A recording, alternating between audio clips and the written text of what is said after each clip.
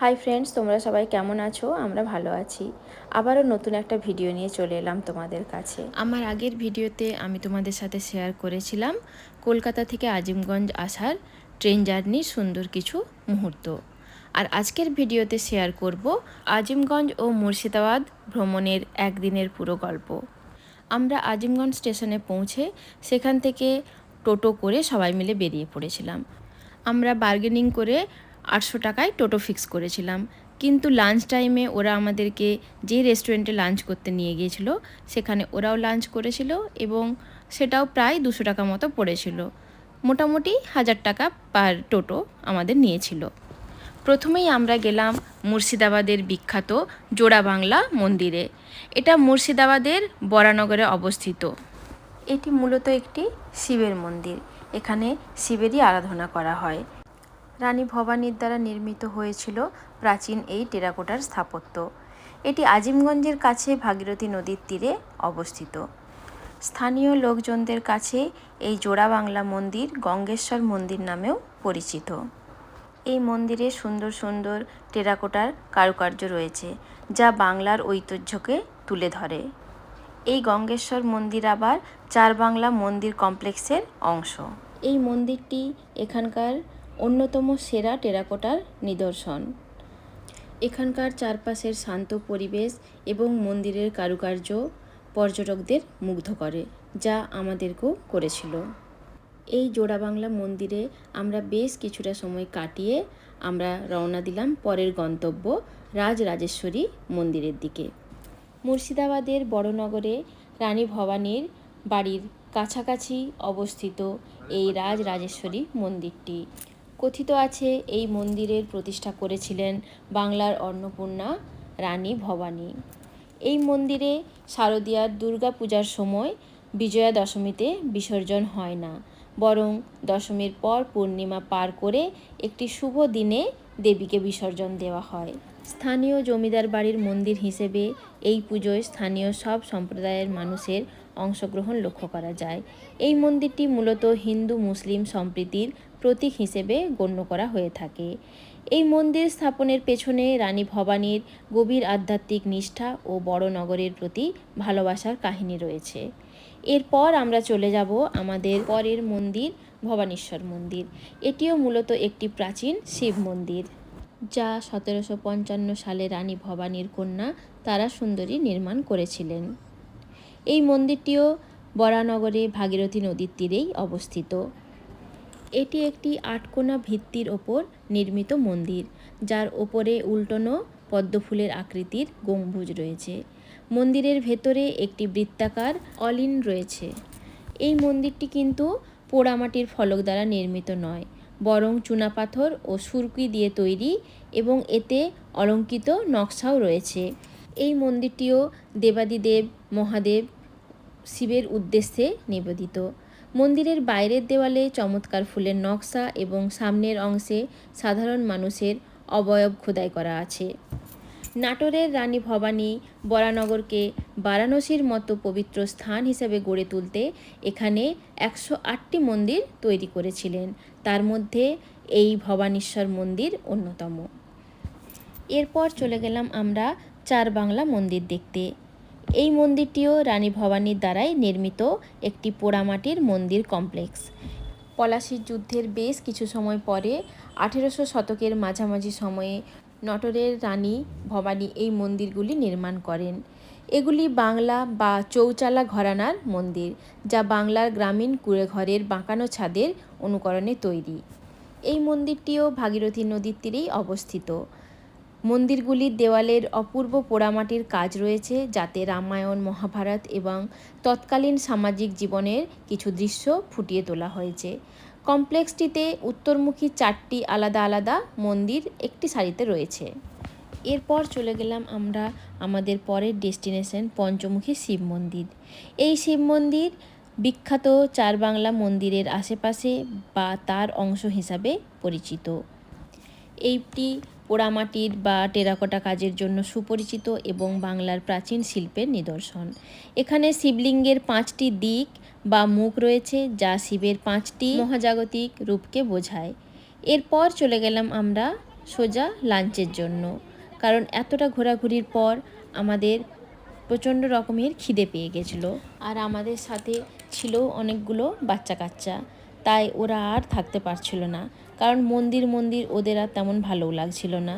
তো যাই হোক, খাওয়া দাওয়া শেষ করে যেখানে আমরা খাওয়া দাওয়া করছিলাম ওখানেই ছিল একটা কুল গাছ। সেই কুল গাছের ওপর আমরা সবাই মিলে হামলা চালালাম। এরপর আমরা চলে গেলাম কিরিটেশ্বরী মাতার মন্দিরে। এই মন্দিরটি লালবাগের কাছে কিরিটকোনা গ্রামে অবস্থিত। এটি 51টি শক্তিপীঠের মধ্যে অন্যতম একটি সতীপীঠ। বিশ্বাস করা হয় এখানে দেবী সতীর মুকুট বা কিরিট পড়েছিল। এটি জেলার প্রাচীনতম মন্দিরগুলোর মধ্যে অন্যতম একটি মন্দির। এখানে দেবী কমলা সতীর রূপে পুজো পান। অনেক ভক্তই আছেন যারা এখানে দূর দূরান্ত থেকে আসে। আমরা মা কিরিটেশ্বরীর দর্শন করলাম এবং মন্দিরের আশেপাশে একটু ঘুরে দেখলাম। এরপর আমরা চলে গেলাম কিরিটেশ্বরী মাতার গুপ্ত মন্দিরে। এই জায়গাটির একটি আলাদা রহস্যময় পরিবেশ রয়েছে। এই মন্দিরে দেবীর নির্দিষ্ট কোনো মূর্তি নেই, বরং একটি পবিত্র কালো পাথরকে দেবী হিসেবে পুজো করা হয়। এরপর আমরা চলে গেলাম দাহাপাড়া ধামে।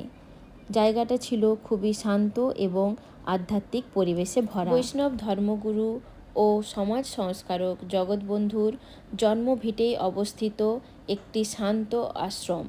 এটি পর্যটকদের কাছে অত্যন্ত জনপ্রিয়। এখানে দর্শনার্থীদের জন্য বিনামূল্যে দুপুরের খাবারের ব্যবস্থা থাকে।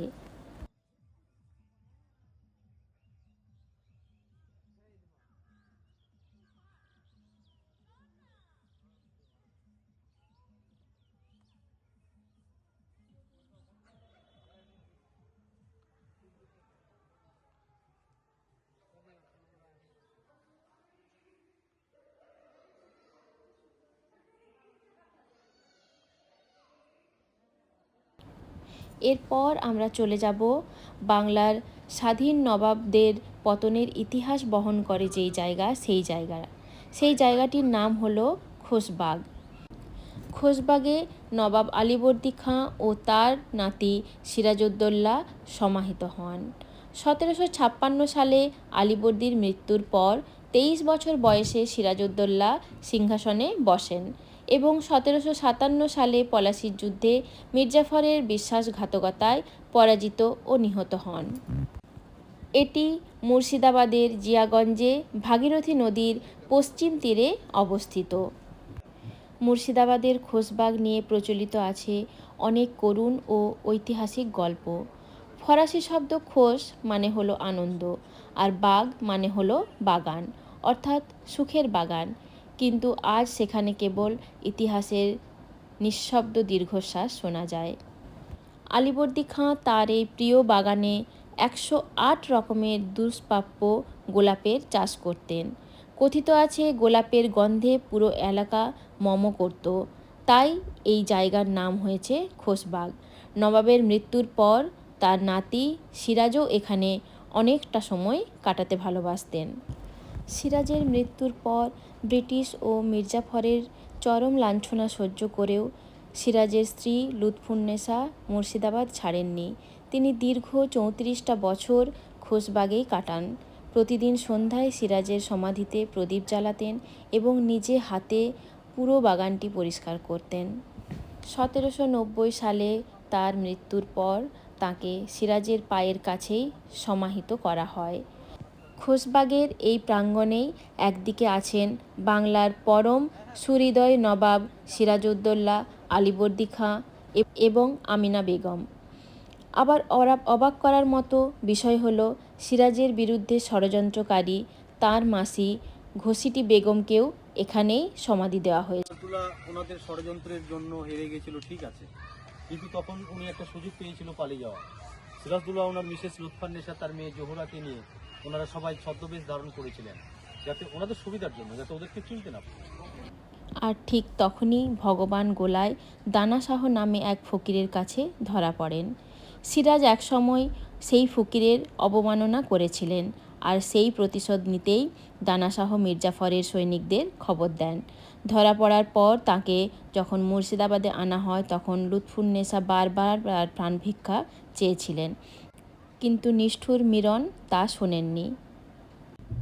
যে দানাশাহ ফকির নবাবকে ধরিয়ে দিয়েছিল তার কবরটিও এই প্রাঙ্গণের বাইরে একটি অবহেলিত কোণে রয়েছে বলে অনেক স্থানীয় গাইড দাবি করেন। এই জায়গা থেকে আমরা সোজা চলে গেলাম দাহাপাড়া ঘাট। সেখানে গিয়ে কিছুক্ষণ ওয়েট করার পরেই দেখতে পেলাম অপর দিক থেকে একটা নৌকো আসছে। এরপর আমরা এই নৌকোতে করে বের হলাম রাতের ভাগীরথী নদী।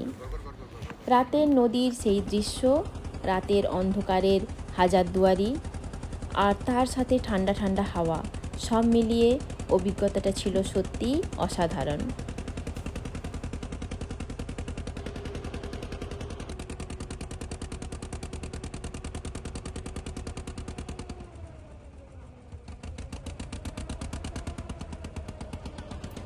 নদী পার হয়ে নৌকো থেকে নেমে আবারও আমরা টোটোতে করে চলে গেলাম। টোটোতে করে আমরা ইউথ হোস্টেলে এসে পৌঁছালাম। সারাদিন ঘোরাঘুরি, সবাই বেশ ক্লান্ত ছিলাম। একটু ফ্রেশ হয়ে আমরা ডিনারের জন্য বেরিয়ে পড়লাম। ইউথ হোস্টেলের বেশ কাছেই ছিল হাজারদুয়ারি। রাতের হাজারদুয়ারি দেখতে দেখতে হাজারদুয়ারিকে পেছনে ফেলে আমরা চলে গেলাম হোটেল হাজারদুয়ারিতে। সেখানেই আমরা আমাদের ডিনার সারলাম। সেখানে বসে সবাই মিলে একসাথে গল্প করলাম, সারাদিনের ভ্রমণের অভিজ্ঞতা শেয়ার করলাম। এইভাবেই শেষ হলো আমাদের এই আজিমগঞ্জ ও মুর্শিদাবাদের প্রথম দিনের অভিজ্ঞতা। আশা করি ভিডিওটা তোমাদের ভালো লাগবে। আবার দেখা হবে পরের ভিডিওতে। তোমরা সবাই ভালো থাকবে, সুস্থ থাকবে। আজকের মতো এখানেই টাটা, বাই বাই।